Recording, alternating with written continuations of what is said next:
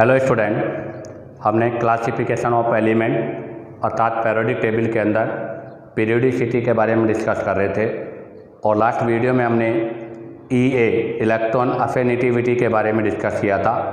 आज के इस वीडियो लेक्चर में हम एक न्यू पॉइंट इलेक्ट्रोनेगेटिविटी के बारे में डिस्कस करेंगे।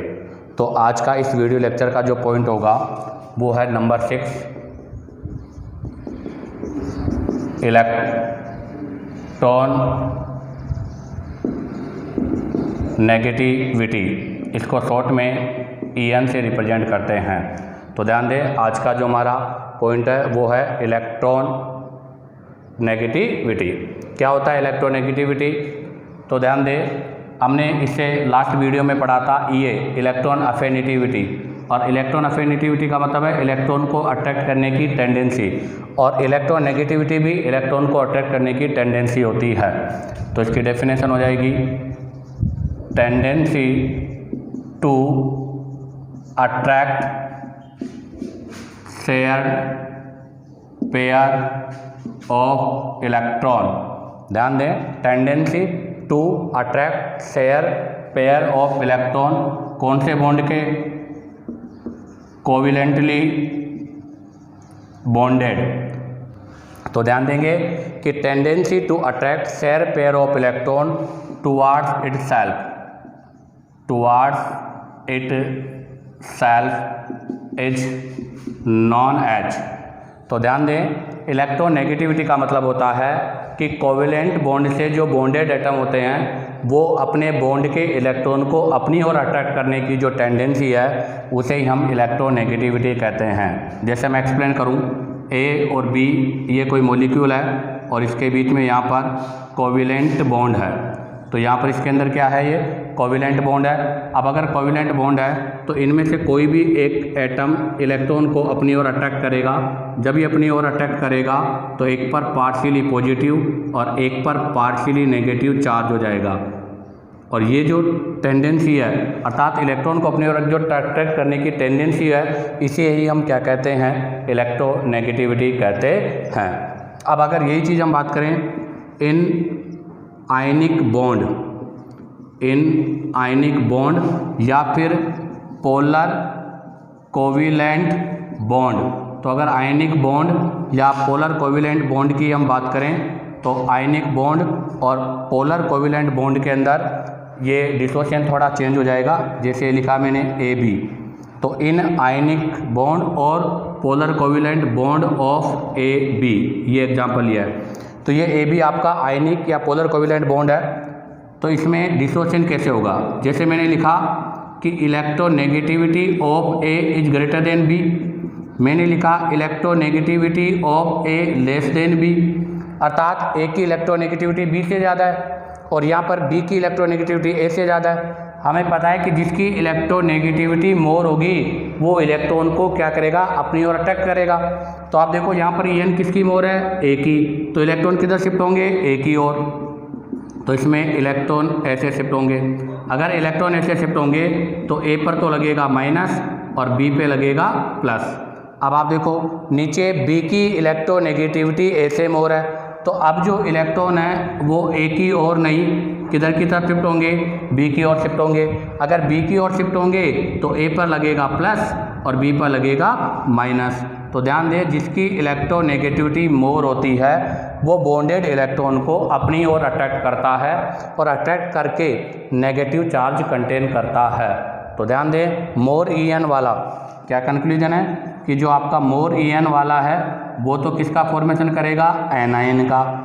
और आपका जो लेस EN वाला है वो किसका फॉर्मेशन करेगा? कैटायन का। तो मोर EN वाले से एनायन का फॉर्मेशन होगा और लेस EN वाले से एन का फॉर्मेशन होगा। अब आप यहाँ से इसका शॉर्ट स्क्रीन लीजिएगा, हम नेक्स्ट पॉइंट के बारे में डिस्कस करेंगे। तो देखिएगा, अब यहाँ से हम एक नोट के बारे में डिस्कस करेंगे। हमने इसे पिछले वीडियो में इलेक्ट्रॉन अफिनिटी के बारे में डिस्कस किया। तो इलेक्ट्रॉन अफिनिटी भी क्या होती है? इलेक्ट्रॉन को अट्रैक्ट करने की टेंडेंसी। और EN भी क्या है? इलेक्ट्रॉन को अट्रैक्ट करने की टेंडेंसी। तो EA and EN both have tendency to attract electron attract electron, but ध्यान दें Ea और En दोनों के अंदर ही इलेक्ट्रॉन को अट्रैक्ट करने की टेंडेंसी है, फिर भी दोनों में डिफरेंस है। क्या डिफरेंस है? तो अभी हमने कहा था कि En जो है वो हमेशा बॉन्डेड एटम में होती है, जबकि Ea जो होती है वो नॉन बॉन्डेड सिस्टम में होती है। तो हम लिखेंगे कि Ea is for isolated atom, अर्थात Ea हमेशा आइसोलेटेड एटम के साथ होती है, जबकि electronegativity is for bonded atom. तो कहने का मतलब है बॉन्डेड एटम से मतलब क्या हो गया, एक प्रकार से मॉलिक्यूल हो गया। तो आपकी इलेक्ट्रोनेगेटिविटी तो हमेशा मॉलिक्यूल में होगी, अर्थात इलेक्ट्रोनेगेटिविटी हम तभी कंसिडर कर सकते हैं जब आपके एटम बॉन्डेड फॉर्म में हो, जबकि इलेक्ट्रॉन अफिनिटिविटी को हम आइसोलेटेड एटम अर्थात सिंगल फॉर्म में मेजर करते हैं। तो इलेक्ट्रॉन अफिनिटिविटी और इलेक्ट्रॉन नेगेटिविटी दोनों में ये मेन डिफरेंस है कि इलेक्ट्रॉन अफिनिटिविटी आइसोलेटेड एटम में होती है, जबकि इलेक्ट्रॉन नेगेटिविटी बॉन्डेड एटम में अप्लाई होती है। नंबर 2, हमने कहा कि Ea IP इनकी सबकी यूनिट होती है और इन सबकी यूनिट होती है किलो जूल पर मोल या किलो कैलोरी पर मोल। पर ध्यान रखना En की नो यूनिट। तो ध्यान रखना इलेक्ट्रोनेगेटिविटी जो होती है उसकी कोई यूनिट नहीं होती। तो ध्यान दें no unit of En, electronegativity की कोई यूनिट नहीं होगी। अब आता है पॉइंट नंबर 3। पॉइंट नंबर 3 में अगर हम बात करें तो Ea IP सब आइसोलेटेड एटम में होती है, तो वहाँ पर या तो एनर्जी लिबरेट होगी या एनर्जी रिलीज होगी। बट हमें पता है कि आपका इलेक्ट्रोनेगेटिविटी बॉन्डेड सिस्टम में है, तो यहाँ पर नाइदर एनर्जी, ना तो मतलब एनर्जी रिलीज होगी और नई एनर्जी की रिक्वायर्ड होगी। तो हम क्या लिखेंगे number 3 point, no energy will be liberate और required because it is property of bonded atom। तो ध्यान रखना यहाँ पर नाइदर मतलब हम ऐसे कह सकते हैं कि यहाँ पे न तो एनर्जी लिबरेट होगी और नई एनर्जी की रिक्वायर्ड होगी। ऐसा क्यों? क्योंकि ये बॉन्डेड एटम का पार्ट है। अब आप देखिएगा मैं यहाँ से कुछ एलिमेंट है उनकी En लिखूँगा, वो आपको लर्न होनी चाहिए। तो जैसे मैंने लिखा lithium, beryllium, boron, carbon, nitrogen, oxygen, fluorine. Periodic table में मैक्सिमम En किसकी होती है? फ्लोरीन की होती है। तो ध्यान दें पेरियोडिक टेबल में सबसे मैक्सिमम En फ्लोरीन की होती है, जिसकी वैल्यू कितनी है? 4। अब इनको लर्न करना बहुत सिंपल है। ये 4 है तो ये हो जाएगी 3.5, ये हो जाएगी 3, ये हो जाएगी 2.5, ये हो जाएगी 2, ये हो जाएगी 1.5 और ये हो जाएगा 1। ऐसे अगर हम बात करें क्लोरीन तो क्लोरीन की होती है 3। ऐसे हम बात करें सल्फर तो सल्फर की होती है 2.5। तो ध्यान दें पेरियोडिक टेबल में सबसे मैक्सिमम जो En होती है वो फ्लोरीन की होती है। अब आप इसका यहाँ से शॉर्ट स्क्रीन लीजिएगा। अब हम फैक्टर अफेक्टिंग ऑफ En पढ़ेंगे। तो देखिएगा फैक्टर अफेक्टिंग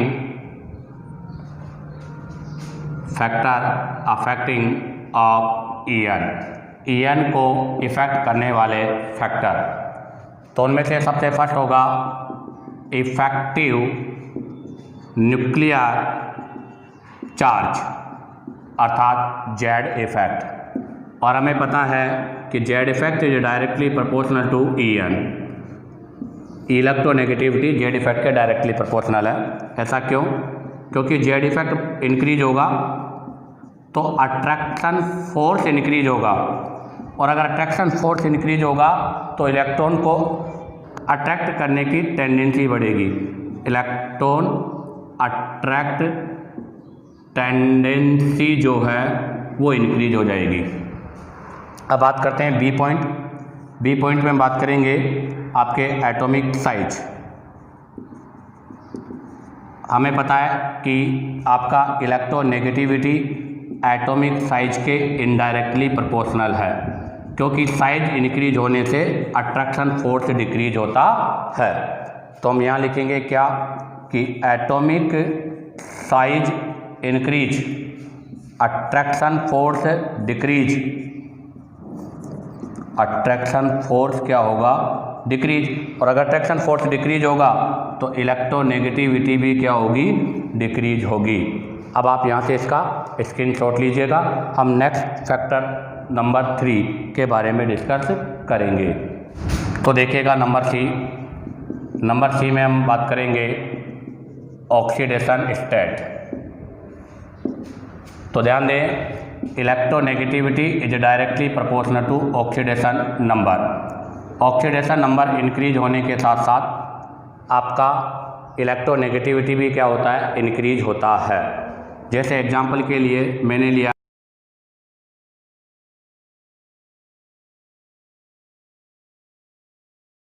तो बताओ किसकी इलेक्ट्रोनेगेटिविटी सबसे मोर होगी। तो ध्यान दें, यहाँ पर पॉजिटिव की इलेक्ट्रोनेगेटिविटी सबसे मोर होगी। ऐसे ही मैं एग्जांपल ले लूँ Mn+2, Mn+4 और Mn+7। तो देखो इस पर ऑक्सीडेशन नंबर कितना है, +7, इस पर +4, इस पर +2। तो बताओ इलेक्ट्रोनेगेटिविटी का ऑर्डर क्या होगा। ऐसे एक और एग्जांपल ले लूँ मैं Fe+2, Fe+3। तो बताओ ऑर्डर यही होगा, क्योंकि जैसे जैसे ऑक्सीडेशन नंबर इंक्रीज होगा इलेक्ट्रॉन को अट्रैक्ट करने की टेंडेंसी बढ़ेगी। और ऑक्सीडेशन में भी ध्यान दें, only positive oxidation number, not negative, क्योंकि नेगेटिव वाले के पास पहले से ही एक्स्ट्रा इलेक्ट्रॉन होते हैं। जैसे यह है तो इसके पास पहले से ही ऑलरेडी एक एक्स्ट्रा है, इसलिए इसे इलेक्ट्रॉन अट्रैक्ट करने की रिक्वायर्ड नहीं है।